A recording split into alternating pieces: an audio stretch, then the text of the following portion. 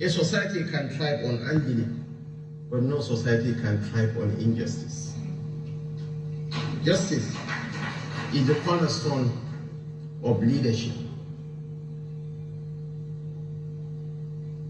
As rightly captured by Professor Galadanchi in his very remarkable speech, when he quoted from Surah Al-Hujurat, verse 13, where Allah said, we created you, O mankind, we created you from a single pair of a male and a female, and made you into nations and tribes so that you understand each other, not that you despise one another.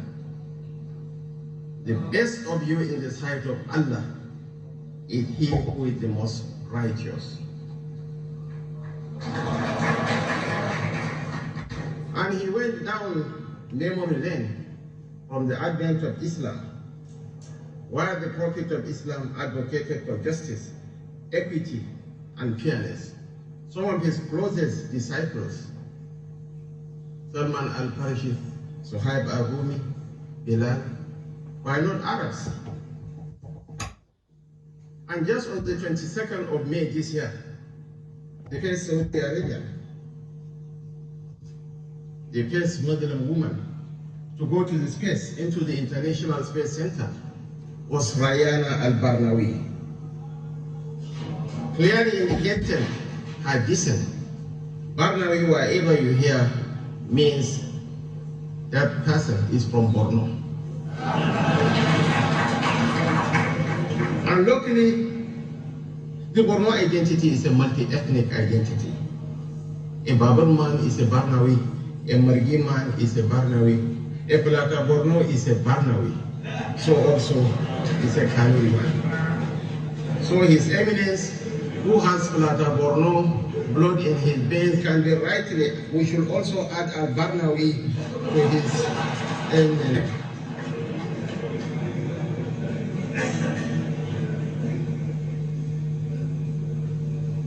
Abraham Lincoln said, most men can survive the extremes of adversity, but to test a man's true character, he said, give him power. And here we have Professor Ishaq already. He's one gentleman that I have never gotten tired of celebrating. Although we may have some differences in opinion, but that does not decloud the fact that for 40 years, for 40 solid years, the organization that he is heading now generated only 55 billion naira in 40 years, averaging 1 billion naira, 1.2 billion naira per annum. In his first year as the registrar of JAM, he brought to the national corpus 7.8 billion naira as revenue. This is a true reflection of Islamic leadership. And power is the most ephemeral of Allah's gifts to humanity. We are what we are, not because of our pedigree. The Sultan of Sokoto is a direct descendant of Othman bin Fodio. We are here, we are leaders, not because of our intellect. Professor Galadanchi is a professor of robotics. Neither Kashim Shettima nor Bola, Ahmed, Tinubu holds any PhD degree. We are what we are, not because of our physical prowess, no. Ismail seated here can maul me to pieces. We are what we are, not because of our political sagacity. There are better politicians. Senator Abubakar Kyari was a member of the House of Reps when I was hitting the banking floor as a bank manager. So, Your Eminence, distinguished ladies and gentlemen, power to us will be a humbling experience. It's an opportunity to serve God and humanity. And whether we accept it or not, we are going to spend more years of our lives outside power than in power. So inshallah, Ashwaju is a fair-minded leader. Ashwaju will do justice to all Nigerians, irrespective of differences in political affiliations, religious persuasions, tribal or sectional background. We are all united by our common heritage of poverty, destitution, and insecurity. This is the time for all of us to coalesce into a single post.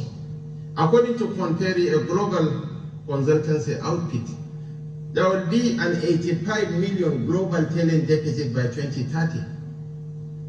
Nigeria is in a pole position to take advantage of this talent deficit because of our high internet penetration index, because of our youthful population, because of our proximity to Europe, and because of our proficiency in English language.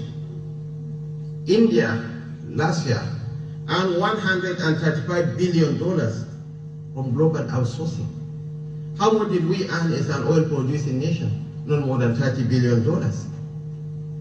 So ours is a great nation that is waiting to unleash its full potential to the world. China was once described as a sleeping giant. China had woken up. Nigeria needs to wake up. Inshallah, we are calling on all of you to pray for us, for Allah's guidance, for wisdom, and for protection. I want to reassure you that Ashwaju Bola Ahmed Tinubu will hit the ground running from day one. Inshallah. Because we do not actually have the luxury of time. The challenges facing us are humongous. As the Chinese will say, the worst cause that a Chinese man may wish for you is for you to live in interesting times. And indeed, we are living in interesting times. But be rest assured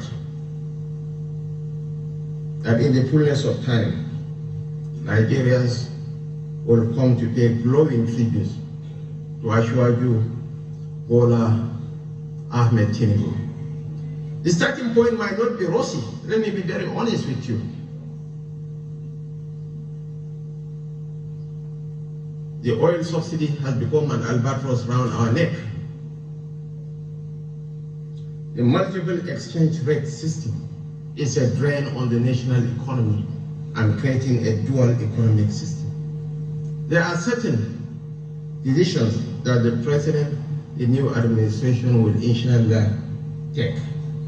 But Your Excellencies, Your Eminence, distinguished ladies and gentlemen, in the fullness of time, Nigerians will come not only to appreciate, but also to celebrate us. To my sisters, be rest assured that you will be well represented in the incoming administration. Not only to be well represented, but you will be well compensated. Thank you so much. May God bless us all. May God unite our nation.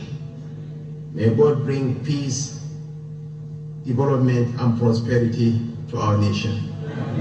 There can never be peace without development, and there can never be development without peace. Assalamu alaikum wa rahmatullah wa barakatuh.